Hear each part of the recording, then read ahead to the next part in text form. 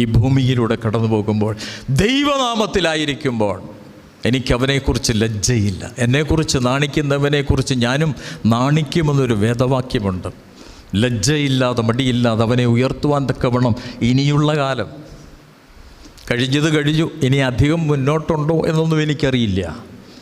ഉള്ള കാലങ്ങൾ ക്രിസ്തുവിനായി, ദൈവത്തിനായി, സഭയ്ക്കായി, സമൂഹത്തിനായി, ഇടവകയ്ക്കായി, കുടുംബത്തിനായി എന്ത് ചെയ്തു എന്നുള്ളതൊരു ബോധ്യമുണ്ടാവണം. ദീർഘിപ്പിക്കുന്നില്ല. അച്ഛൻ അവസാനിപ്പിച്ചിടത്തുനിന്ന് തുടങ്ങട്ടെ. മത്തായിയുടെ സുവിശേഷം 8-ാം അധ്യായത്തിൻ്റെ 5 മുതൽ 13 വരെയുള്ള വാക്യങ്ങൾ ഒരു പട്ടാളക്കാരനെ, ഒരു ശതാധിപനെ പരിചയപ്പെടുത്തുന്നുണ്ട്. പട്ടാളക്കാർക്കൊക്കെ വളരെ പ്രാധാന്യം വേദപുസ്തകത്തിൽ തന്നെ കാണാറുണ്ട്.